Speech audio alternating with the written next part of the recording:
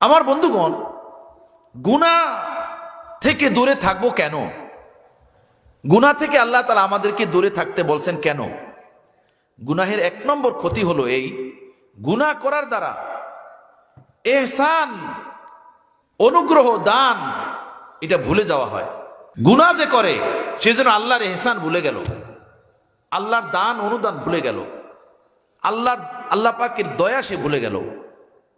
আমার ভাইয়েরা, আল্লাহ পাক তার কালামে পাকের ভিতরে বলেন, ওয়াদারু যাহিরাল ইসমি ওয়া বাতিনা, তোমরা প্রকাশ্য অপ্রকাশ্য, ছোট বড় সকল প্রকার গুনাহ ছেড়ে দাও। তোমাদের মধ্যে যেন কোনো গুনাহ না থাকে, পাপ না থাকে। ইন্নাল্লাযীনা ইয়াকসিবুনাল ইসমা সায়ুজজাউনা বিমা কানু ইয়াকতারিফুন, যে কেহ গুনাহ অর্জন করবে, গুনাহ কামাবে, সায়ুজজাউনা বিমা কানু ইয়াকতারিফুন, কিয়ামতের দিন অচিরেই তার এই কৃতকর্মের বদলা তাকে দেওয়া হবে। গুনাহ ছেড়ে দাও, সেটা ছোট হোক কিংবা বড় হোক, প্রকাশ্য হোক অপ্রকাশ্য হোক, যত প্রকারের গুনাহ আছে গুনাহ তুমি ছাড়ো, পাপ তুমি ছাড়ো। জহিরি গুনাহ দাড়ি শাসা, জহিরি গুনাহ গান বাজনা বাজানো, মানুষকে গালি দেওয়া, টিভি ভিসিআর দেখা, টাকনার নিচে কাপড় পরা, মাথায় ইংরেজি চুল রাখা, কাফের বেঈমানদের তরিকায় বিবাহ শাদী করানো, ওর অনুষ্ঠান আদি করানো, এগুলো সব জহিরি গুনাহ। নামাজ ছেড়ে দেওয়া, রোজা ছেড়ে দেওয়া, আল্লাহর হুকুম আহকাম মতো জহিরি কাজগুলো না করা, বাহ্যিক কাজগুলো না করা, এগুলো সব জহিরি গুনাহ, বাহ্যিক গুনাহ। আল্লাহ তাআলা বলেন এগুলো তোমরা ছেড়ে দাও, এগুলো তোমরা ছেড়ে দাও। অবাতিনা, এবং বাতিনি গুনাহ যেগুলো তোমাদের ভিতরে আছে, কারো ব্যাপারে তোমার অন্তরে হিংসা আছে, কারো ব্যাপারে তোমার অন্তরে অহংকার আছে, তোমার অন্তরের ভিতরে রাগ গোসা কারো বিরুদ্ধে জুইমা আছে, তোমার অন্তরের ভিতরে মালের মহব্বত জুইমা আছে, পদের মহব্বত জুইমা আছে, দুনিয়ার অর্থকরীর মহব্বত জুইমা আছে, এগুলো গুনাহ, বাতিনি গুনাহ, এগুলো ছেড়ে দাও, এগুলো রাখতে পারবা না। ওয়াদারু যাহিরাল ইসমি ওয়া বাতিনা, জহিরি গুনাহ ছাড়ো, বাতিনি গুনাহ ছাড়ো। জহিরি গুনাহ থেকেও দূরে থাকো, বাতিনি গুনাহ থেকেও দূরে থাকো, সব গুনাহ থেকে দূরে থাকতে হবে, এটা আল্লাহ পাকের হুকুম। আমার বন্ধুগণ, গুনাহ থেকে দূরে থাকবো কেন? গুনাহ থেকে আল্লাহ তাআলা আমাদেরকে দূরে থাকতে বলছেন কেন? গুনাহের এক নম্বর ক্ষতি হলো এই, গুনাহ করার দ্বারা ইহসান, অনুগ্রহ, দান এটা ভুলে যাওয়া হয়। গুনাহ যে করে সে যেন আল্লাহর ইহসান ভুলে গেল, আল্লাহর দান অনুদান ভুলে গেল, আল্লাহ পাকের দয়া সে ভুলে গেল। মানুষ যে গুনাহ করে, সে গুনাহটা সে কোনো অঙ্গ প্রত্যঙ্গের দ্বারা করে। যদি হাত দ্বারা গুনাহ করে, কাউকে অন্যায়ভাবে মারে তো হাতের গুনাহ, যদি কাউকে গাল মন্দ করে তো জবানের গুনাহ, টিভি ভিসিআর দেখে তো চোখের গুনাহ, কোনো পাপের পথে হেঁটে যায় তো পায়ের গুনাহ, অন্তরের ভিতরে হিংসা হাসাদ ভরা, এটা অন্তরের গুনাহ। যে গুনাহের কাজগুলো আমরা করি, এই গুনাহের কাজগুলো অঙ্গ প্রত্যঙ্গ দিয়ে হয়। দেহের ভিতরে যে অঙ্গ প্রত্যঙ্গগুলো আছে, এই অঙ্গ প্রত্যঙ্গ দিয়েই কি হয়? গুনাহের কাজ হয়। আচ্ছা বলুন, এই অঙ্গ প্রত্যঙ্গ আমাকে কে দিছেন? কে দিছেন? কান দিয়ে যদি কেউ গানা শোনে তো এই কান দুইটা কে দিছেন? যে মানুষ কানে শোনে না তাকে কি বলে? বয়রা বলে। তার কাছে জিজ্ঞেস করেন যে ভাই, তোমাকে দেশের প্রধানমন্ত্রী বানাইয়া দেব, তুমি আজীবন এই বেহারা থাকবা, এটা তোমার কাছে পছন্দ? নাকি তোমার কাছ থেকে প্রধানমন্ত্রীর পদটা নিয়ে নিব কিন্তু তুমি কানে শুনবা, কোনটা তোমার কাছে বেশি পছন্দ? এই মানুষ বলবে যে এই প্রধানমন্ত্রীর পদকে আমি এটা গঙ্গায় ফেলাইয়া দিলাম, এটা গঙ্গায় ভাসাইয়া দিলাম, আমার এই পদ দরকার নাই, আমি কানে শুনতে চাই। এই কানটা আমার আল্লাহ দিছেন, এই কান আমাকে আল্লাহ দিছেন। কিছুদিন আগের কথা, আমাদের শ্বশুরালয়ে ওখানে পাশে মাদ্রাসা, হঠাৎ বজ্রপাত হলো। তো বজ্রপাত হওয়ার পরে ওই যে বিজলি পড়ে না, ঠাডা পড়ে, যে ঠাডা পড়লো, তো হঠাৎ একটা মেয়ে ক্লাসের ভিতরে, ও কিছুই শোনে না, ওস্তাদ ওকে ডাকতেছে, ও শোনে না। ওস্তাদ খুব রাগ হয়ে গেছে, একবার দুইবার তিনবার ডাকার পরে যখন শোনে না, গিয়া দিছে 2-4টে থাপ্পড়। এই তুই শোনস না, তোরে ডাকি। ও এমনি তাকাই রয়েছে, কিরে তুই কিছুই কস না, কিছুই বোঝে না। এই পাশে যারা ছিল তারা বুঝতে পারছে কিছু একটা ঘটে গেছে। বললো, হুজুর এই যে মাত্র বজ্রপাত হলো, এমন তো না যে ওর কানের পর্দা ফেটে গেছে, ও শুনতে পারতেছে না। এই জলদি করে ওর নিয়ে গেল হাসপাতালে, পরীক্ষা করে দেখা গেল তাই বজ্রপাত হয়েছে, কানের পর্দা ফেটে গেছে, এখন আর শুনতেছে না। কথা বুঝতেছেন আমার ভাইয়েরা? এই কান দিয়ে গানা শোনা হয়, এই কান দিয়ে গীবত শোনা হয়, এই কান দিয়ে পরনিন্দা শোনা হয়, এই কান দিয়ে ঝগড়াঝাটি শোনা হয়। এই কান আল্লাহর দেওয়া নেয়ামত। যে কান দিয়ে গানা শুনলো, সেজন্য আল্লাহর এই নিয়ামতের অনুগ্রহ, দয়া, এহসানকে ভুলে গেল।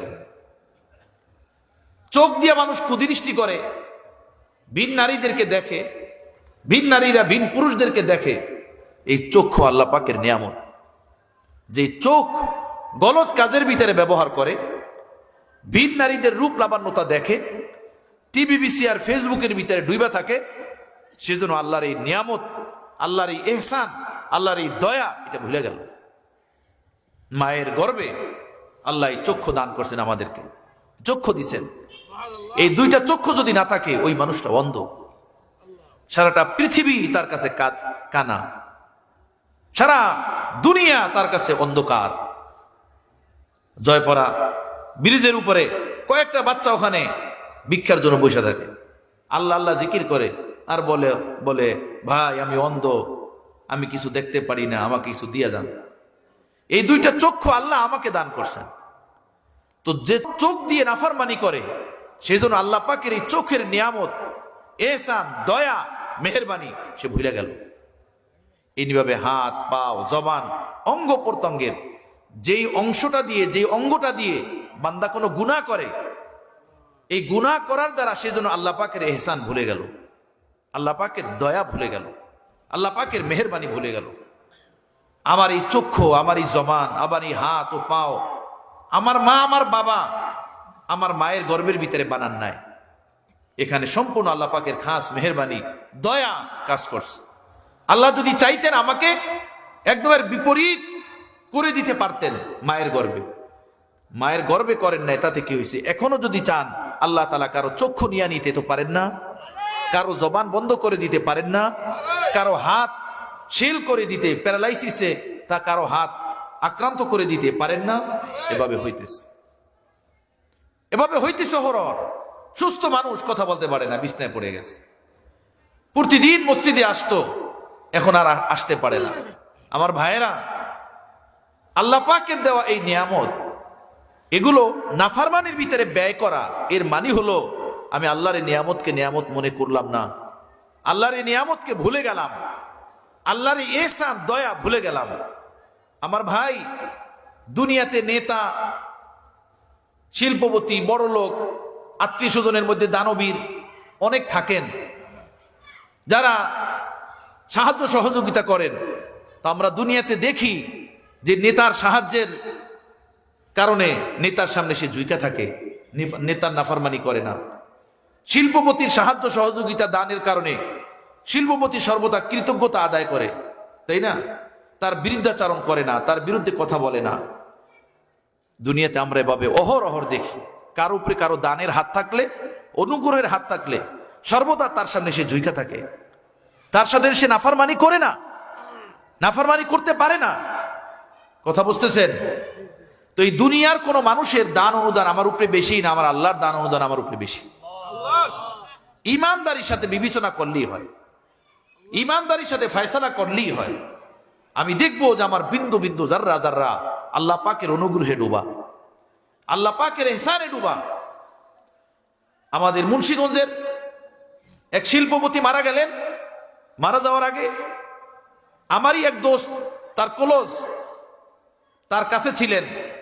আলোচনা প্রসঙ্গে ওই শিল্পপতি বলছেন, মেহেদী, আমি যতবার আমার এই নেতার নাম নিছি, নেতার গুণগান মাঠে ময়দানে স্টেজে গাইছি কিছু কাজ পাওয়ার জন্য, কিছু পদ পাওয়ার জন্য।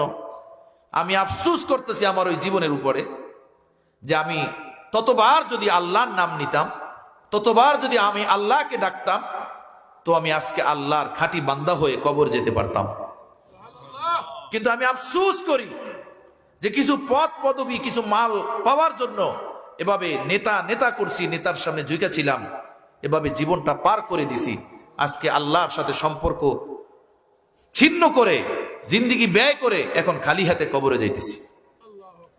আমার ভাইয়েরা, দুনিয়াতে সামান্যতম দান অনুদানের কারণে মানুষের কাছে কৃতজ্ঞশীল হয়ে ঝুঁকে থাকে আজীবন, তার নাফরমানি করে না, তার সাথে ঝগড়াঝাটি করে না, তার ভুল ত্রুটিও ভালো চোখে দেখে।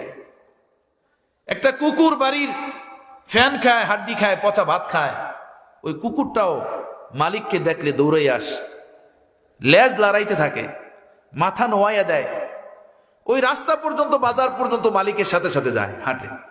কারণ মালিকের বাড়িতে সে থাকে, মালিক তাকে তার পচা ভাত খাওয়ায়, গোস্তের হাড্ডিটা খাওয়ায়, তাই না? এই পচা ভাত আর হাড্ডি খেয়ে কুকুরটা এভাবে ভক্ত হয়ে যায় মালিকের। আমার বন্ধু, আমার আল্লাহ আমাকে পোলাও, কোরমা, বিরিয়ানি, নদীর সকল প্রকারের মাছ, সমুদ্রের হাজারো প্রকারের মাছ, খাল বিল নদী নালার কত প্রকারের মাছ, বাগ বাগিচার হাজারো প্রকারের ফল ফলাদি এবং জীবজন্তুর বহু প্রকারের গোস্ত, এগুলো খাওয়ায়া দাওয়া আল্লাহ আমাকে পালতেছেন। আল্লাহর নাফরমানির ভিতরে লিপ্ত, আল্লাহর দেওয়াই অঙ্গগুলো। জবান মিথ্যা বলে, জবান খোটাখুটি করে, জবান গীবত করে, জবান দাম্ভিকতার ভাষায় কথা বলে। কথা বুঝতেছেন? এ হলো জবানের হালাত। চোখ চাহনি এখনো পাক হয় নাই, পবিত্র হয় নাই। চোখ চাহনির ভিতরে শুধু টিভি, ভিসিআর, গান বাজনা, ফেসবুক, সিরিয়াল, এগুলো ভাসতে থাকে। রাস্তাঘাটের মেয়েদেরকে তাকতে থাকে, ঝাঁকতে থাকে। দাড়ি পেকে গেছে, মাথার চুল পেকে গেছে। বুজুর্গানে দিন বলে দাড়ি চুল পেকে যাওয়া, শরীরের দেহের কোন একটা অঙ্গের একটা চুল পেকে যাওয়া আল্লাহর পক্ষ থেকে অ্যালার্ম। সতর্ক হও, সতর্ক, অ্যালার্ম, সতর্ক হও। এক বুজুর্গের সাথে আজরাইলের দেখা হয়েছে।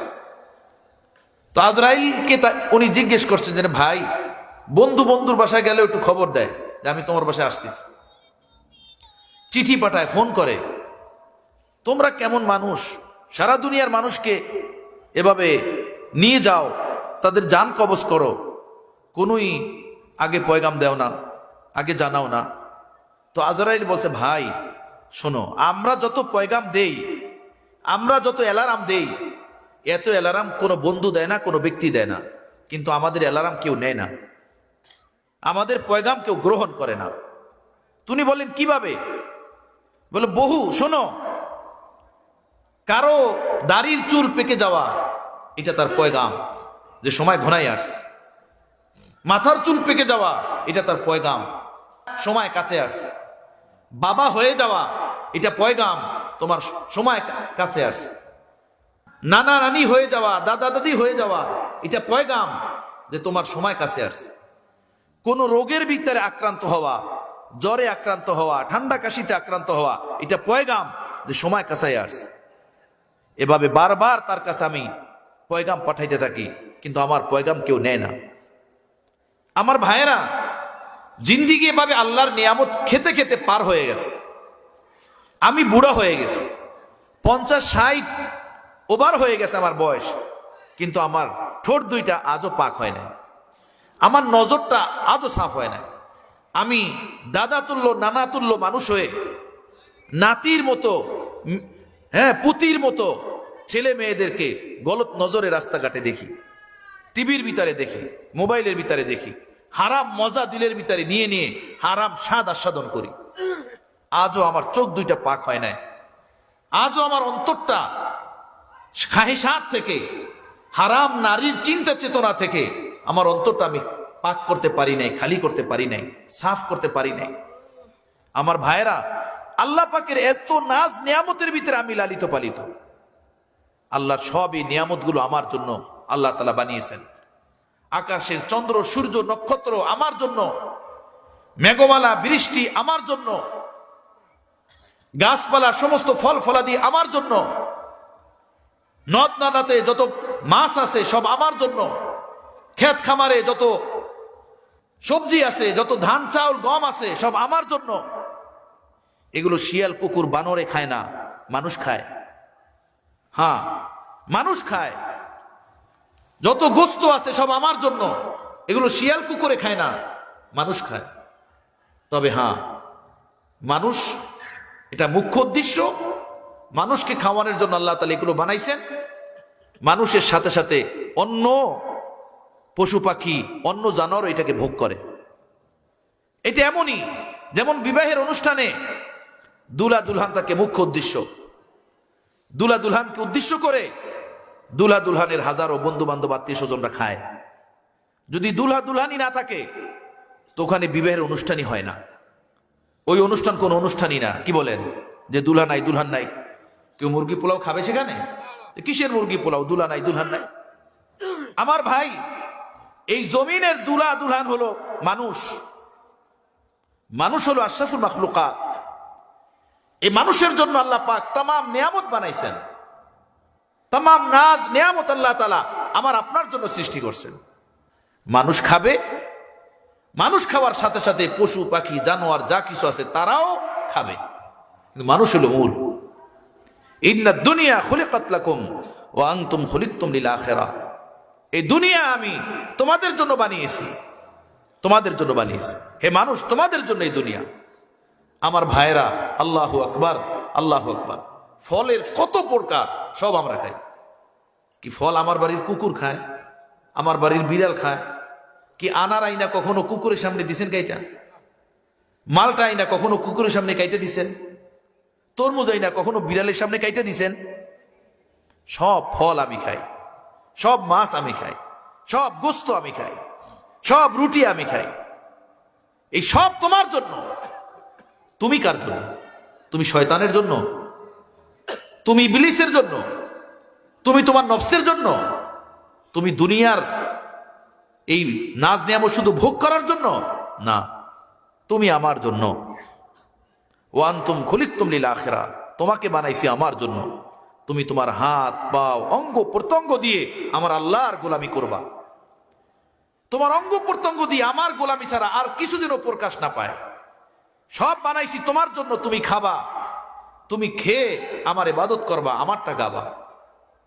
তো আমার ভাইয়েরা, আমি বলতেছিলাম আল্লাহ পাক তার পবিত্র কালামে পাকের ভিতরে বলেন, প্রকাশ্য প্রকাশ্য ছোট এবং বড় সব গুনাহ তোমরা ছেড়ে দাও, পাপ ছেড়ে দাও। কেন? এই জন্য যে পাপ যে করা হয় কোন অঙ্গ প্রত্যঙ্গ দিয়ে করা হয়। মানুষ যে পাপ করে, আমরা যে গুনাহ করি, এই গুনাহ করতে আমরা অঙ্গ প্রত্যঙ্গ ব্যবহার করি। এই অঙ্গ প্রত্যঙ্গ আমার না, কার? আল্লাহ, আল্লাহর দেওয়া অঙ্গ প্রত্যঙ্গ। এই জন্য যে মানুষ যে অঙ্গ প্রত্যঙ্গ দিয়ে গুনাহ করে আর এর থেকে তওবা করে না, সেজন্য আল্লাহ পাকের এই ইহসান, এই দয়া সে ভুলে গেল, এটা ভুলাইয়া দিল। এজন্য গুনাহের এক নম্বর ক্ষতি যে ইহসান, দয়া ভুলে যাওয়া। ইহসান, দয়া ভুলে যাওয়া। আমার ভাইয়েরা, আমি আমার বড়দের থেকে ঘটনা শুনছি যে এক ব্যক্তি সন্ত্রাসী, সে টাকা পয়সা নিয়ে মানুষকে হত্যা করে। তো দুই ব্যক্তির মাঝে ছিল ঝগড়া। তো শত্রুতামি যখন বাড়তে থাকে তখন মানুষের কোনো মাথা ঠিক থাকে না। তো শত্রুকে মারার জন্য ওই সন্ত্রাসীকে 50,000 টাকা দিয়ে ভাড়া করছে। তাকে ফোন করে ডাকছে, ডেকে বলছেন, এই নাও 50,000, অমুক জায়গায় এক ব্যক্তি আছে, গিয়ে দেখবা, তাকে বা শুট করে এসে যাও, তাকে হত্যা করো, যাও। টাকা দিয়ে দিছে। এই ব্যক্তি টাকা নিয়ে পিস্তল নিয়ে সেখানে গেছে। সেখানে গিয়ে ওই ব্যক্তিকে দেখে ফিরে এসে ওই 50,000 টাকা তার কাছে নিয়ে গেছে, নিয়ে বললো এই টাকা নেন, তাকে আমি হত্যা করতে পারবো না। তখন ওই ব্যক্তি বললেন, কেন? তোমাদের কাজই তো হলো এই টাকার বিনিময়ে কাউকে হত্যা করা। টাকা লাগলে আরো নাও, যদি কম হয় তো আরো দিব, তুমি কাজ তো করো। তো ওই সন্ত্রাসী, সে বলতেছে 50,000 কেন, 50 লাখও যদি আপনি দেন তো যাকে আপনি হত্যা করতে বলছেন তার দিকে আমার পিস্তলের গুলি যাবে না। বলে কেন যাবে না? যাবে না এই জন্য আমাকে পুলিশ ধরার জন্য দৌড়াইছিল, আমি পালায়া গিয়ে চকের মধ্যে তার ওই টঙে গিয়ে আমি আশ্রয় নিছিলাম। সে আমাকে এক রাত্র তার ওই টঙে রাখছিল এবং সে রাতে খানা খাওয়াইছিল আমাকে। আজকে আপনি যখন আমাকে মারতে বললেন আর আমি সেখানে গেলাম, গিয়া দেখলাম ওই ব্যক্তি যিনি একটা রাত্র আমাকে তার চকের ওই টঙের ঘরে আমাকে আশ্রয় দিছিল আর রাত্রে একবেলা খানা খাওয়াইছিল, আমি ওই ইহসান বলতে পারি না। আমাকে সেদিন পুলিশের হাত থেকে সে রক্ষা করছে। তো 50,000 কেন, 50 লাখও যদি দেন তার বিরুদ্ধে আমার গুলি উঠবে না। সুবহানাল্লাহ। আমার ভাইয়েরা, আমার বন্ধুরা, আল্লাহ আমাদেরকে ইনসান বানাইছেন। আল্লাহ আমাদের ভিতরে ইনসাফ দান করেন, আকল দান করেন। এক বেলা খাওয়ার কারণে সন্ত্রাসীর গুলি যদি তার বিরুদ্ধে না ওঠে, আল্লাহটা খেলাম, আল্লাহটা খেতে খেতে এই পর্যন্ত পৌঁছলাম, যার যা বয়স সে পর্যন্ত পৌঁছেছে, কিন্তু আল্লাহ নাফরমানি আজও ছাড়তে পারলাম না। আল্লাহ নাফরমানি থেকে আমার দেহের কোন একটা অঙ্গ আজও পাক ও সাফ হয় নাই। আমি কত বড় এহসান ফরামুশ, কত বড় আমি গাদ্দার, কত বড় নেমো খারাম, কত বড় আমি নেমো খারাম। আমার থেকে বড় নেমো খারাম এই জমিনে আর কেউ আছে? কেউ হইতে পারে? এজন্য আল্লাহ বলছেন নেমো খারাম হইও না, নেমো খারাম হইও না, গুনাহ ছেড়ে দাও। যদি গুনাহ করো তো গুনাহের 1 নম্বর ক্ষতি যে তুমি নেমো খারাম হয়ে যাবা। তুমি আমার ইহসান দয়া ভুলাইয়া দিবা। যে অঙ্গ প্রত্যঙ্গ দিয়ে তুমি গুনাহ করো সে অঙ্গ প্রত্যঙ্গ আমার দেওয়া, এটা তোমার বাবার না, তোমার মায়ের না। আমি তোমাকে আমানত দিছি এই দুনিয়াতে সুন্দর জীবন যাপনের জন্য, এইটা দিয়ে নাফরমানি করার জন্য না, আমাকে নারাজ করার জন্য না। আমাকে নারাজ করিও না। এইটা হলো গুনাহের 1 নম্বর ক্ষতি। বুজুর্গানে দ্বীন বলেন গুনাহের 2 নম্বর ক্ষতি, যখন কোনো মানুষ কোনো গুনাহ করে আর তার থেকে তওবা করে না, তার অন্তরের ভিতরে একটা কালো দাগ পড়ে যায়। হাদিস শরীফে আল্লাহর নবী এই কথা বলছেন, আবার একটা গুনাহ করে আর একটা দাগ পড়ে, আবার একটা গুনাহ করে আবার একটা দাগ পড়ে। এভাবে গুনাহ করতে করতে এক একটা দাগ পড়তে করতে পড়তে পড়তে তার পুরোটা দিল কালো হয়ে যায়, পুরোটা দিল দাগদার হয়ে যায়। এরপরেও যদি ফিরে না আসে, তওবা না করে, তওবার পানি দিয়ে অন্তরাত্মাকে ধোয়ার ফিকির না করে, তাহলে তার অন্তরের ভিতরে জং এসে যায়। জং, যেটাকে কোরআনের ভাষায় কাল্লা বাল রানা আলা কুলুবিহিম মা কানু ইয়াকসিবুন বলা হয়েছে। রন, জং ধরে যায়। আপনি দেখবেন লোহার ভিতরে যখন শুরুতে পানি লাগে তখন ওইটার ভিতরে একটা নরম মরিচিকার মতো আসে, লাল হয়ে যায়, তাই না? এরপরে যদি ওই পানি ওর ভিতরে পড়তে থাকে, ওইটাকে মোছা ক্লিয়ার না করা হয়, তো ওই পানিটাই ধীরে ধীরে জং ধরে যায়, শক্ত হয়ে যায়। ঠিক তদ্রূপ মানুষ যখন গুনাহ করে একটা, তো দিলের ভিতরে একটা কালো দাগ লাগে, আবার করে আর একটা কালো দাগ লাগে। এভাবে যত গুনাহ করে এক একটা দাগ তার দিলের ভিতরে লাগতে থাকে। এভাবে পুরোটা দিল তার দাগে ভরে যায়। এরপরেও যখন তওবা না করে তখন তার দিল জং ধরে যায়, দিল শক্ত হয়ে যায়। তখন ওই দিল ভালো মন্দ আর গ্রহণ করতে পারে না। ভালো মন্দ গ্রহণ করার ভারসাম্যতা, ব্যালেন্স সে হারায় ফেলে। এমন মানুষের সম্পর্কে বলছেন আল্লাহ পাক কোরআনে পাকের ভিতরে যে ওই সকল লোক যারা হেদায়েতের কথা গ্রহণ করে না, হেদায়েতের কথা নিতে পারে না। এইসা মুসলমান এই সমাজে আজকে কত আছে। পর্দার কথা বলা যায় না, ঘুষের কথা, জুয়ার কথা বলা যায় না, দাড়ির কথা বলা যায় না। গত পরশুদিন আমার বয়ান ছিল শিমুলিয়াতে। বয়ান শেষে এক মাওলানা আমাকে বলল, হুজুর আজকে আপনি দাড়ির কথা বললেন। যারা স্টেজের সভাপতি ছিলেন তাদের মুখে দাড়ি নাই। বলল আমি এই মসজিদে দাড়ি নিয়ে বয়ান করতেছিলাম, তো মসজিদের ভিতরেই আমাকে ধমক দিয়ে বসাই দিছে, চুপ করো, বসো, দাড়ি সম্পর্কে তুমি কি জানো? মিয়া, দাড়ি নিয়ে কথা বলো, কিসের দাড়ি রাখা জরুরি? বসো মিয়া তুমি। দেখেন, এই শিমুলিয়ার এক আলেম সে আমাকে এই কথা বলল। এইসা মুসলমান এই সমাজে আছে, হক কথা গ্রহণ করতে পারে না। এটা তখনই গুনাহ করতে করতে, পাপ করতে করতে তার দিল জং ধরে গেছে, দিল শক্ত হয়ে গেছে, হেদায়েতের কথা সে গ্রহণ করতে পারে না। আল্লাহ তার পবিত্র কালামে পাকের ভিতরে এই কথাই স্পষ্টভাবে বলছেন, মানুষ যখন পাপ করে আর তওবার পানি দ্বারা পাপের ওই কালিমা ধোয় না, তখন তার দিল জং ধরে যায়, শক্ত হয়ে যায়, হক গ্রহণ করা থেকে তার দিল ফিরে যায়, হক গ্রহণ করতে পারে না। এইটা হলো গুনাহের দ্বিতীয় ক্ষতি। গুনাহের তৃতীয় ক্ষতি, যে তার পুরোটা জীবন অন্ধকারে ডুবে যায়। যে ব্যক্তি গুনাহ করে, পাপ করে, সে পুরোটা জীবনে শুধু অন্ধকার আর অন্ধকার, মুসিবত আর মুসিবত দেখে। কোরআনে পাকের ভিতরে আল্লাহ তাআলা বলছেন, হে নবী, আপনাকে আমি কোরআন দিছি কেন? লিউখরিজান নাসা মিনাজ জুলুমাতি ইলান নূর, যাতে আপনি মানুষকে অন্ধকার থেকে আলোর দিকে নিয়ে আসতে পারেন। যে মানুষ যে অন্ধকারে ডুবা, এই কোরআন তাকে অন্ধকার থেকে আলোর দিকে নিয়ে যাবে। যার ভিতরে যে অন্ধকার আছে, যার ভিতরে মিথ্যার অন্ধকার, কোরআন তাকে মিথ্যার অন্ধকার থেকে মুক্তি দিবে। যার ভিতরে মালের অন্ধকার আছে, মালের মহব্বতে অন্তরাত্মা ডুবা, এই অন্ধকার থেকে কোরআন তাকে মুক্তি দিবে। যার অন্তর শাহওয়াতে ডুবা, পরনারী পরপুরুষের হারাম কামনা বাসনায় ডুবা, এই কোরআন তাকে হারাম কামনা বাসনা থেকে মুক্তি দিবে, এই জুলমাত অন্ধকার থেকে মুক্তি দিবে।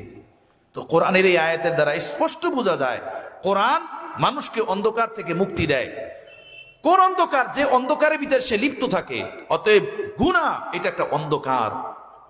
যে গুনাহ করে সে চোখ চাহনিতে অন্ধকার দেখে, দিলের জগতে অন্ধকার দেখে, তার জীবনে কোনো আলো থাকে না, আলো হারায়া ফেলে। আমার প্যারে মুর্শিদ রহমতুল্লাহ বলছেন, উফ কিতনা হে তারিক গুনেগার কা আলম, উফ কিतना है तारीक गुनेगार का आलम, अनवार से मामूर है अबरार का आलम, अनवार से मामूर है अबरार का आलम। পাপিষ্টের অন্তরাত্মার দিকে তাকিয়ে দেখো, কতটা অন্ধকারে ডুবা তার আপাদমস্তক, আপাদমস্তক তার জুলুমাতে ডুবা, পাপে ডুবা, পাপের অন্ধকারে ডুবা। তার চেহারা দেখলে বোঝা যায়, তার চোখ চাহনি দেখলে বোঝা যায়। এক ডিবির লোককে আমি জিজ্ঞেস করছি, আপনারা যেভাবে লোকজন ধৈরেই মারেন, যে নেশা কোথায়, মদ কোথায়, ইয়াবা কোথায়, বল, পিটাইতে থাকেন। আমি এভাবে দেখছি পিটাইতে, এক জায়গাতে একদম হাত পাও ফুলে ফেলান, ফাটাইয়া ফেলান। তো আপনারা এভাবে কিভাবে বোঝেন? শুধু শুধু এমনি মারেন প্রমাণ ছাড়া। হাসি দিল, হাসি দিয়ে বলল, হুজুর প্রমাণ ছাড়া মারি না, প্রমাণ ছাড়া মাইরে হাত পা ফুলাই না। বাস্তব বিষয় কি জানেন? যারা নেশা খায় তাদের জিহ্বা দেখলে আমরা বুঝতে পারি, ওর দাঁত দেখলে বুঝতে পারি, ওর ঠোঁট দেখলে বোঝা যায়, ওর চোখের কালার দেখলে আমরা বুঝতে পারি কোন নেশা খায়, কত বছর ধরে খায়, কোন নেশায় অভ্যস্ত, কতবার খায়, এটি সব আমরা বুঝতে পারি। এই পুরা নেশার আসর প্রভাব ওর জিহ্বায় থাকে, দাঁতে থাকে, ঠোঁটে থাকে, চোখের ভিতরে থাকে। কথা বুঝতেছেন আমার বন্ধুগণ? ইয়াবার নেশা, মদের নেশা এভাবে চোখ চাহনিতে থাকে। ইয়াবা খাওয়া কি কোনো সওয়াবের জিনিস? মদ খাওয়া কি নেকির জিনিস না গুনাহ? এটি যদি পুলিশ বোঝে, যে যাদের জীবন অনেক অন্ধকারে ডুবা, তারাই যদি এটা বোঝে যে এই লোকটা নেশাখোর, এই লোকটা নেশার অপরাধে ডুবা, আমার বন্ধুগণ, যারা আরিফিন, যারা আল্লাহওয়ালা, সুবহানাল্লাহ, তারা কি বুঝতে পারে না যে এর অন্তরটা কিতে ডুবা, তার দিলটা কিতে ডুবা, তার দিলের ভিতরে কি? হযরত শাহ ওলিউল্লাহ মুহাদ্দিস দেহলভী রহমাতুল্লাহ আলাইহির কথা আমি আমার একাধিক বুজুর্গানে দ্বীনের জবান থেকে বারবার শুনছি। ঘর থেকে বের হইতেন, মসজিদের দিকে আসতেন, রুমালটা এভাবে সামনে দিয়ে শুধু পায়ের পাতার দিকে তাকিয়ে হাঁটতে থাকতেন। মসজিদে ঢুকতেন, নামাজ পড়াতেন, মসজিদ থেকে বের হওয়ার সময় আবার রুমাল টেনে এভাবে চোখের দিকে করে দিতেন, বাসায় ঢুকতেন, রুমাল সরাইয়া দিতেন। দীর্ঘদিন পর্যন্ত খাদেম এই দৃশ্য দেখার পরে একদিন জিজ্ঞেস করছেন, আপনি এমন করেন কেন? ঘর থেকে বের হওয়ার সময় রুমাল টেনে দেন, আবার মসজিদে গিয়ে রুমাল সরাইয়া দেন, আবার মসজিদ থেকে বের হওয়ার সময় আবার রুমাল টেনে দেন, বিষয়টা কি? বলো, বেটা কি বলবো, এই রাস্তাঘাটে সব শিয়াল, কুকুর, জানোয়ার দ্বারা ভরা দেখি, মানুষ দেখি না। এগুলো দেখলে আমার কষ্ট হয় অন্তরে, এজন্য ডানে বামে তাকাই না। এগুলো দেখলে কষ্ট হয়। বুজুর্গানে দ্বীন বলেন, মানুষ যে গুনাহ করে, যে ধরনেরই গুনাহ হোক না কেন, ওই গুনাহ জমিনের কোনো না কোনো পশুর সাথে তার মিলে। ওই গুনাহের অভ্যাস কোনো না কোনো পশুর ভিতরে আছে। মানুষ যদি গুনাহ করতে থাকে আর তওবা না করে, তাহলে এই গুনাহের ওয়াবালের কারণে তার অন্তরটা ওই পশুর আকৃতি ধারণ করে। নাউজুবিল্লাহি মিন যালিক। যারা অন্তর্দৃষ্টিওয়ালা মানুষ, যাদের অন্তরাত্মা বড় সাফ ও পাক, আল্লাহওয়ালা জেনারা, আরিফিন জেনারা, তারা এটা দেখতে পারে যে এর অন্তর মানুষের অন্তর নাই, এটা তো শিয়ালের অন্তরে পরিণত হয়ে গেছে, এটা তো কুত্তার অন্তরে পরিণত হয়ে গেছে, এটা তো শুয়োরের অন্তরে পরিণত হয়ে গেছে। নাউজুবিল্লাহি মিন যালিক। আল্লাহ আমাদেরকে হেফাজত ফরমান। আমার ভাইরা, গুনাহের তৃতীয় ক্ষতি, যে মানুষ গুনাহ করে আর তওবা করে না, তার তৃতীয় ক্ষতি হলো এই, সে তার জীবনকে অন্ধকারে ডুবিয়ে দেয়। কোনো কাজে সে সফলতা পায় না, সব জায়গায় সে অন্ধকার দেখে, অন্ধকার দেখে। এটা হলো গুনাহের তৃতীয় ক্ষতি। আল্লাহ বললেন, ওয়াদারু যাহিরাল ইসমি ওয়া বাতিনা, প্রকাশ্য গুনাহ ছাড়ো, অপ্রকাশ্য গুনাহ ছাড়ো, ছোট গুনাহ ছাড়ো, বড় গুনাহ ছাড়ো, এর ক্ষতি তোমারই। হে বান্দা, তুমি যদি গুনাহ থেকে বাঁচো, তাতে আমার কোনো লাভ না, তোমারই লাভ। এই পার্থিব জগতে সফলতা তুমি পাবে, এই পার্থিব জগতে সুখী জীবন তোমার অর্জন হবে, বরকত দেখবে চোখের এরিয়ায়, যেদিকে হাত বাড়াবে বরকতময় দৌলত তোমার হস্তগত হবে, সন্তানাদি বরকতময় হবে, বিবি বরকতময় হবে, ঘরের পরিবেশ বরকতময় হবে, চাকর নাকর বরকতময় হবে, সব জায়গাতে বরকত আর বরকত দেখবে যদি গুনাহ থেকে বাঁচো। আর যদি এটা না করো, তাহলে সব জায়গায় শুধু অন্ধকার দেখবে, অন্ধকার। ছেলেকে বলবে ডান দিকে যেতে, ও বাম দিকে মোড় দিবে। বিবিকে একটা কথা বলবে, সে উল্টা আর একটা তিনটা শুনাইয়া দিবে। কর্মচারীকে একটা শুনাবে, কর্মচারী তোমাকে পাঁচটা শুনাইয়া দিবে। সব জায়গায় তুমি অন্ধকার দেখবে, উল্টা দেখবে। তো গুনাহের ক্ষতি তোমারই। আমি আল্লাহর কিছু হবে না, তুমি সহ সারা কায়নাতের সকল মানুষ যদি একত্রে শিরক ও কুফর নেফাকের ভিতরে লিপ্ত হয়ে যায়, জেনা নেশার ভিতরে লিপ্ত হয়ে যায়, তাতেও আমার কিছু আসবে যাবে না। এই গুনাহের ক্ষতি তোমার, গুনাহ থেকে তুমি বাঁচো। এটা গুনাহের তৃতীয় ক্ষতি, অন্ধকার আর অন্ধকার। গুনাহের চতুর্থ ক্ষতি, যে মানুষ গুনাহ করে তার বুঝ বুদ্ধি জ্ঞান নষ্ট হয়ে যায়। তার জ্ঞান ঠিক থাকে না, তার আকল ঠিক থাকে না, তার বুদ্ধি নষ্ট হয়ে যায়, উল্টা বোঝে। ভালোটাও তার কাছে উল্টা লাগে। কথা বুঝতেছেন? ভালোটা তার কাছে কি লাগে? উল্টা লাগে। যার আকল নষ্ট হয়ে যায়, তার কাছে ভালোটা উল্টা লাগে। নেশা করতে করতে যে নেশায় রোগী হয়ে গেছে, তাকে আপনি যতই ওয়াজ করেন, নেশা তুমি কইরো না, তাই না? এই ওয়াজ কোনো কাজে আসবে? এই ওয়াজ তার কাছে উল্টা লাগবে, এই ওয়াজ তার কাছে উল্টা মনে হবে। সে নেশা করার জন্য যা কিছু করা দরকার তাই সে করবে। গুনাহ করার দ্বারা আকল নষ্ট হয়ে যায়। দেখেন মিস্টার ইবলিস, যে দুনিয়াতে সর্বপ্রথম গুনাহ জন্ম দিয়েছে, যার দ্বারা দুনিয়াতে সর্বপ্রথম গুনাহ হয়েছে, তাই না? আল্লাহ তাআলা তো তাকে এই বলছিলেন যে আদমকে তুমি সিজদা করো, তাই না? এইটাই তো দরকার ছিল, যে আল্লাহর বান্দা, আল্লাহর গোলাম, আল্লাহর হুকুমের সামনে ঝুঁকে যাওয়া, মাথা নত করে দেওয়া। কিন্তু না, সে তর্কে জড়ায় গেছে আল্লাহর সাথে। আকল খাটাইছে, সে আকল খাটাইছে। আমি কেমনে সিজদা করব? আমি কিভাবে সিজদা করি? আমার সিজদা এটা তো শোভা পায় না। দেখে নেই, এইটা দেখলো না যে হুকুমটা কার, এইটা ভাবলো না আমি কার, তাই না? আমি কার? আমার বন্ধু, আপনি যদি আপনার দোকানে একজন কর্মচারী রাখেন, আপনি যদি তাকে কোনো হুকুম দেন যে এই কাজটা করো, তো কর্মচারীর এই অধিকার আছে, সে আপনাকে বলবে যে না এই কাজ কেন করবো আমি? এই অধিকার তার আছে? কোনো অধিকার নাই। মালিক বলছেন এটা করতে হবে, এটা করো। ঘরের দুয়ারে দারোয়ান রাখছেন, ঘরে কাজের জন্য কাজের বুয়া রাখছেন, তাদেরকে আপনি কোনো হুকুম করলেন, অর্ডার করলেন, এটা করো। এখন দারোয়ান বলতেছে এটা আমি কেন করবো? আমি এখানে দাঁড়াই কেন থাকবো? কাজের বুয়াকে বললেন যে ঘরটা ঝাড়ু দাও, সে বলল আমি এটা কেন ঝাড়ু দিব? এই কথা বলার তার কোন অধিকার আছে? নাই, কোন অধিকার নাই। আমরা সকলে আল্লাহর বান্দা, সকলে আমরা আল্লাহর বান্দা। আল্লাহ যখন কোন হুকুম দেন যে বান্দা এই কাজটা করো, আমাদের কারো জন্য এই অধিকার নাই আকল খাটানো, বুদ্ধি খাটানো, যুক্তি তর্ক দ্বারা দাঁড় করানো যে এই কাজ কেন করব, এটা করার দরকার কি, এটা কিসের জন্য করব, এটার ফায়দা কি, এই যুক্তি তর্কের কোনো অধিকার আমাদের নাই। আমরা আল্লাহর গোলাম, আল্লাহর বান্দা।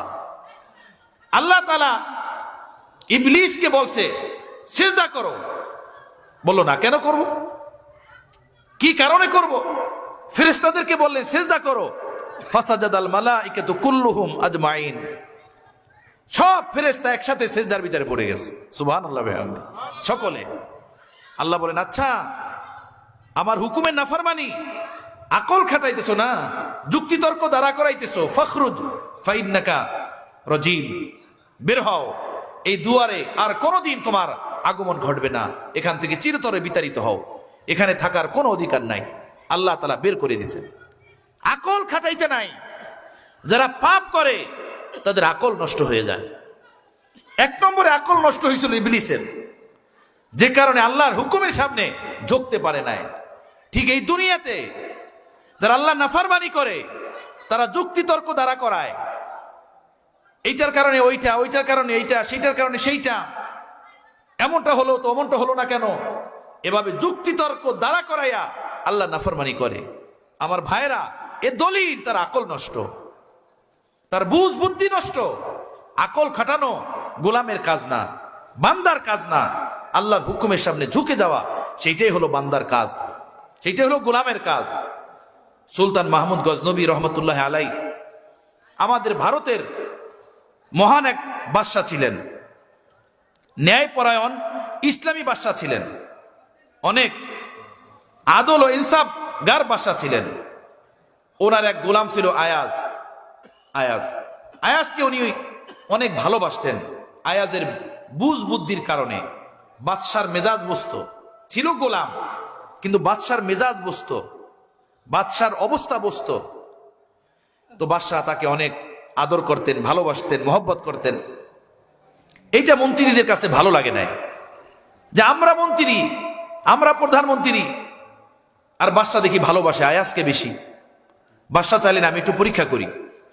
একদিন সকালবেলা উনি ওনার আদালত ডাকছেন, 65 জন মন্ত্রী পরিষদ সকলকে আসতে বসেন। সকাল সকাল ওনার রাজপ্রসাদে সকলে আসছেন।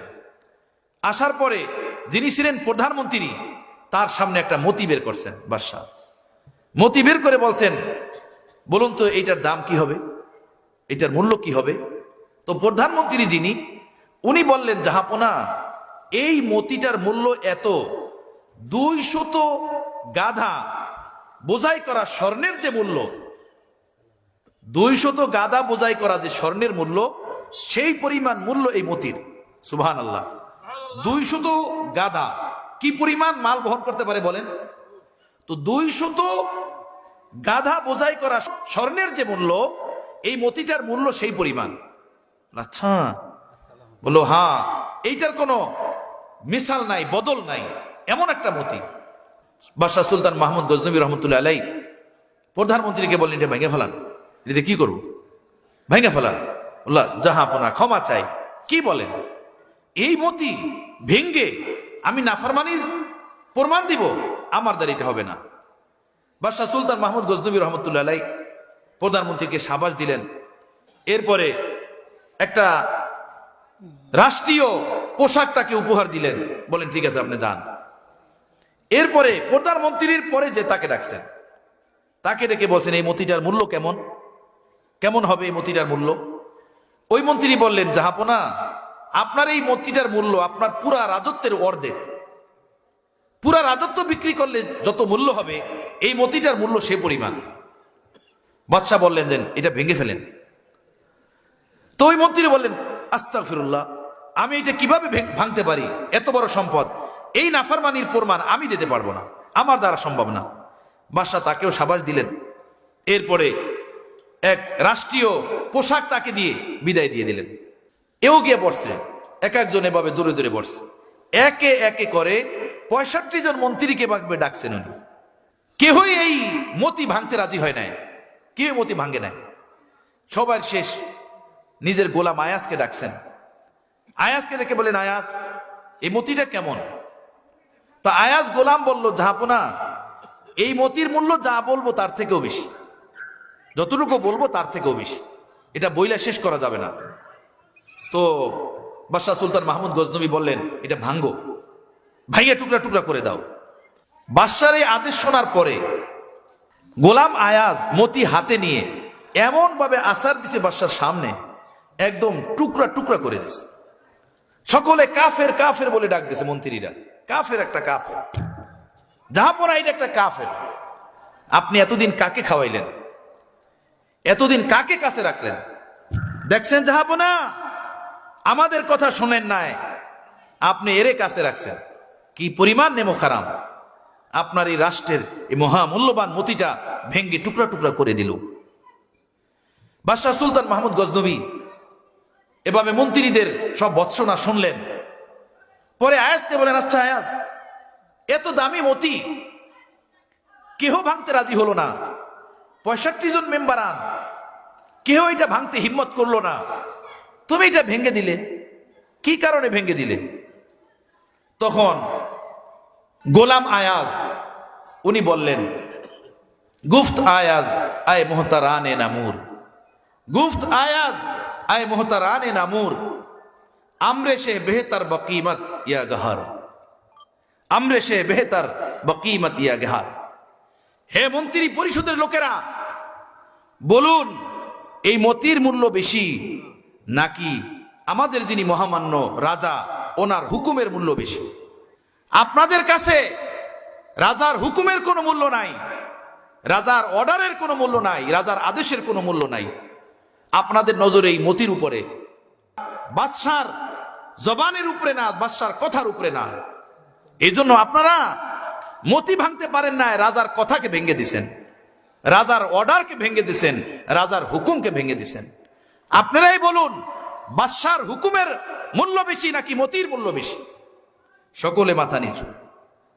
আয়াজ বলল, এই এক মতি কেন, এভাবে যদি লক্ষ মতিও হয়, এই লক্ষ মতি এক বাদশার জাহাপনার হুকুমের সামনে সব পদদলিত করতে বিন্দু মাত্র আমি দ্বিধাদ্বন্দ্ব করতে পারি না, এটা করা যায় না।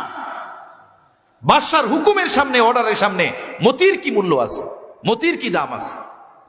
আমার ভাইরা, মাওলানা জালালউদ্দিন রুমি রহমতুল্লাহ আলাইহি মুস্তফী শরীফের ভিতরে ঘটনা উল্লেখ করছেন।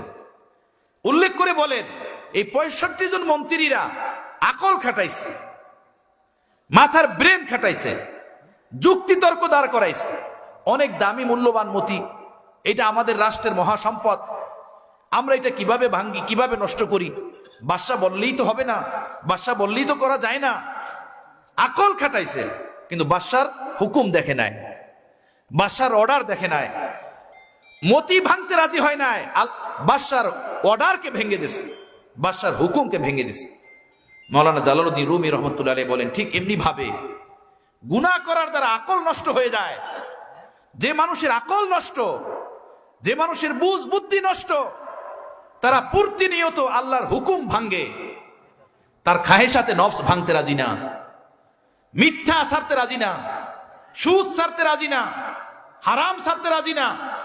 যেগুলো ওই বাদশার মতিতুল্য মনে হয় তার কাছে, আমি মিথ্যা ছাড়লে আমার ব্যবসায় লস হয়ে যাবে, সুদের ব্যবসায় ছাড়লে ব্যবসা আমার বন্ধ হয়ে যাবে, এমনি ভাবে এক একটা গুনাহ তার কাছে বাদশার মতিতুল্য, মতিতুল্য মনে করে সে প্রতিদিন সে আল্লাহর হুকুম ভাঙ্গে, আল্লাহর হুকুমকে চূর্ণ বিচূর্ণ করে দেয়, কিন্তু নিজের নফসের হারাম চাহিদা ভাঙতে পারে না। দলিল যে আকল নষ্ট, বুঝ বুদ্ধি নষ্ট। বুঝ বুদ্ধি যদি নষ্ট না হতো তো আল্লাহর হুকুমকে ভঙ্গ করতে পারতো না, বরং আল্লাহর হুকুমের সামনে নিজের দিলের খায়েশাতকে ভেঙে দিত, নিজের দিলের চাহিদাকে ভেঙে দিত। তো বুজুর্গানে দ্বীন বলেন, যারা গুনাহ করে তাদের পঞ্চম ক্ষতি হয় এই যে আকল নষ্ট হয়ে যায়। আকল তাদের ঠিক থাকে না, বুঝ বুদ্ধি তাদের ঠিক থাকে না। পর্দার কথা বললে বলে না, এই সমাজে পর্দা চলে না, এই সমাজে পর্দা কিভাবে সম্ভব? এটা ভাই বেরাদারের মধ্যে বাধা তৈরি করে। ভাবির সাথে পর্দা না করে কিভাবে পারবো? দেওরের সাথে পর্দা না করে কিভাবে পারবো? আত্মীয়তার মধ্যে ভাঙ্গন শুরু হবে, আত্মীয়তার মধ্যে ভাঙ্গন শুরু হবে। আত্মীয়তার ভাঙ্গন মানতে পারলো না, আল্লাহর হুকুম ভঙ্গ হইতেছে সেইটা মেনে নিল। আল্লাহ নারাজ হইতেছেন সেইটা মেনে নিল। দেওর নারাজ হয়ে যাবে, ভাবি নারাজ হয়ে যাবে, সেইটা মানতে পারলো না। দলিল আকল নষ্ট, বুঝ বুদ্ধি নষ্ট, জ্ঞান নষ্ট, মাথায় মগজ নাই, মাথার ভিতরে ডাস্টবিন ভরা, ডাস্টবিন। গুনাহ করলে এটা পঞ্চম ক্ষতি, আকল নষ্ট হয়ে যায়। গুনাহ করলে আরেকটা ক্ষতি, তার জীবনের বারাকাত উঠে যায়। জীবনে কোনো বারাকাত নামের বস্তু তার জীবনে থাকে না, বরকত থেকে বঞ্চিত হয়ে যায় এই মানুষটা। এটা গুনাহের আরেকটা ক্ষতি, ষষ্ঠ নম্বরের ক্ষতি। গুনাহের সপ্তম নম্বরের ক্ষতি মারামারি, হানাহানি, ঝগড়াঝাটি, কতল কেতাল, এটা ব্যাপক হয়ে যায়। কতল কেতাল, ঝগড়াঝাটি, অমিল, এগুলো ব্যাপক হয়ে যায়, যেটা আজকে গুনাহের কারণে আমরা প্রতিদিন দেখতে থাকি। স্বামী স্ত্রী মিল নাই, ভাই ভাই মিল নাই, বাপ বেটার ভিতরে মিল নাই, মা মেয়ের ভিতরে মিল নাই, শ্বশুর জামাই মিল নাই, তাই না? পুত্রবধূ শাশুড়ি মিল নাই, জালে জালে মিল নাই, মামু ভাইনা মিল নাই। হাসে গিয়ে বাজারে লোকের সাথে, মার্কেটের দোকানদারের সাথে, আর পাড়া প্রতিবেশী সব লোকদের সাথে মুখে তালা দিয়ে লাগছে। সবার সাথে এমন সাপ বেজির দাও মাছের সম্পর্ক, সবার সাথে তার সম্পর্ক খারাপ, সবার সাথে তার সম্পর্ক নষ্ট। এটা গুনাহের কারণে এই জিনিস হয়। গুনাহের কারণে আল্লাহ পাক ঝগড়াঝাটি ব্যাপক করে দেন, অমিল পয়দা করে দেন।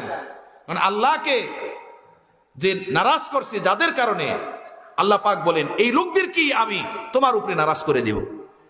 তুমি ঢোল বাজাইছো, গান শুনতেছো, ঘরে টিভি আনছো, এরপরে নাচায়া গাওয়ায়া বিবাহ শাদী করাইছো, এই ছেলে পেলেদেরকে খুশি করার জন্য ডেক বাজাইছো, বিবাহের আসরে নেশার ইন্তজাম করছো, এই বিয়ার ভিতরে আগুন লাগাই দেব।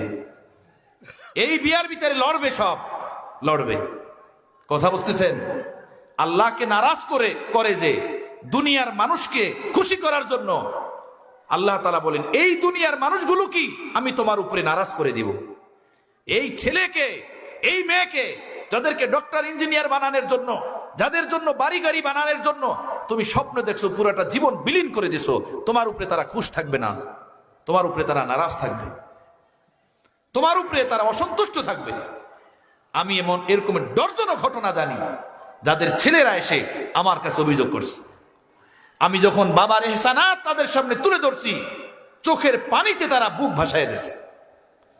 প্রথমে বাবা আমাদের জন্য এই করে নাই, সেই করে নাই, এই করছে, সেই করছে। যখন বাবার দয়া মায়া এহসানের কথা তাদের সামনে তুলে ধরা হয়েছে, পরে চোখের পানিতে বুক ভাসাইছে। কথা বুঝতেছেন? হ্যাঁ, আমরা যাদেরকে রাজি করার জন্য আল্লাহর হুকুম ভাঙ্গি, পরিশেষে দেখা যায় এই লোকগুলোই আমাদের উপর নারাজ হয়ে যায়, তারাই আমাদের উপর অসন্তুষ্ট হয়ে যায়। এটা গুনাহের একটা ক্ষতি। গুনাহের আর একটা ক্ষতি, নানান ধরনের রোগ ব্যাধি তৈরি হয়ে যায়। আল্লাহ আমাদের সকলকে হেফাজত ফরমান। কঠিন কঠিন রোগ, লা ইলাজ রোগ, এমন রোগ যার কোনো চিকিৎসা নাই, যার কোনো চিকিৎসা পাওয়া যায় না, এমন রোগ পয়দা হয়ে যায় গুনাহের কারণে। গুনাহের আরেকটা ক্ষতি 8 নম্বর, সেটা হলো না গাহানি মৃত্যু এসে যায়, হঠাৎ মৃত্যু। কোনো ওসিয়ত করতে পারে না, কাউকে বলতে পারে না, কারো কাছে মাপ চাইতে পারে না, হঠাৎ পরে আর মরে। আল্লাহ আমাদের সকলকে বাঁচান, সকলকে হেফাজত ফরমান। এগুলো গুনাহের কারণে হয়, পাপের কারণে হয়। আল্লাহ পাক আমাদেরকে পাপ থেকে, গুনাহ থেকে বাঁচার তৌফিক দান করেন। আমার ভাইয়েরা, এভাবে আরো আমি অনেক কথা বলতে পারবো যে গুনাহের ক্ষতিগুলা কি কি। তো আল্লাহ তাআলা যে তার পবিত্র কালামে পাকের ভিতরে বললেন, ওয়াদারু যাহিরাল ইসমি ওয়া বাতিনা ইন্নাল্লাযীনা ইয়াকসিবুনাল ইসমা সায়ুজজাউনা বিমা কানু ইয়াকতারিফুন। হে মুসলমানরা, হে মুমিনরা, তোমরা জহিরি এবং বাতিনি, প্রকাশ্য অপ্রকাশ্য, ছোট এবং বড় পাপ কাজ ছেড়ে দাও, গুনাহ ছেড়ে দাও। কেন? তোমাদের মধ্য থেকে যে কেউ গুনাহ কামাবে এইটার ফল সে দুনিয়াতেও পাইবে, আখিরাতেও পাইবে। আখিরাতে তো বড় শাস্তি দিব, যে গুনাহ করবে এর শাস্তি সে দুনিয়াতেও ভোগ করবে। ঠিক বিপরীত, নেক কাজের আসল ফল তো পাওয়া যাবে আখিরাতে, কিন্তু যে মানুষ নেক কাজ করবে, যে আল্লাহর বান্দা বান্দি ভালো কাজ করবে, আল্লাহ তাকে ভালো কাজের ফল দুনিয়াতেও দান করবেন, দুনিয়াতেও। তো তুমি যদি গুনাহ ছেড়ে দাও, পাপ ছেড়ে দাও, এই সম্পূর্ণ ফায়দা তোমার, সম্পূর্ণ সফলতা তোমার, সম্পূর্ণ কামিয়াবি তোমার। তুমি পাপ ছেড়ে দাও, এর ফায়দা তুমিই পাবা, এর বারাকাত তুমিই পাবা। তো শেষ করি কথা, আব্দুল্লাহ ইবনে আব্বাস রাদিয়াল্লাহু তাআলা আনহুর ওই কথা, এক ব্যক্তি ওনার কাছে এসে বললেন যে একজন মানুষ সে নফল ইবাদত কম করে, গুনাহের কাজও কম করে, এই মানুষটা বেশি ভালো নাকি ওই মানুষটা বেশি ভালো যে নফল ইবাদত অনেক করে আবার গুনাহের কাজও করে?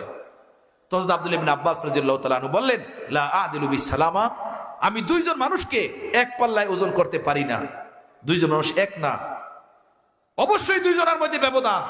সেই ব্যবধান হলো এই যে গুনাহের কাজ কম করে সেই মানুষটা বেশি ভালো, সেই মানুষটা আল্লাহওয়ালা, সেই মানুষটা সফল কাম। আর যে নেক কাজও করে, গুনাহের কাজও করে, সে মানুষটা ভালো মানুষ না। আজকে সমাজে নেক কাজ বহুত, মসজিদ করো, মাদ্রাসা করো, ওয়াজ দাও, দান সদকা করো, গরিবকে খাওয়াও, এতিমকে খাওয়াও, আত্মীয় স্বজনকে খাওয়াও, দান সৎকার হাজারো রাস্তা তৈরি হয়ে গেছে। ভাইরা, পাপেরও শত রাস্তা তৈরি হয়ে আছে আমাদের জীবনে, যার যারটা আমরা শেষে জানি, যার যার অবস্থা তার তার জানা। আমার বিচারে কোন ধরনের পাপ, কোন ধরনের অন্যায়, কোন ধরনের গুনাহ আমি করি, আমারটা আমি ভালো জানি।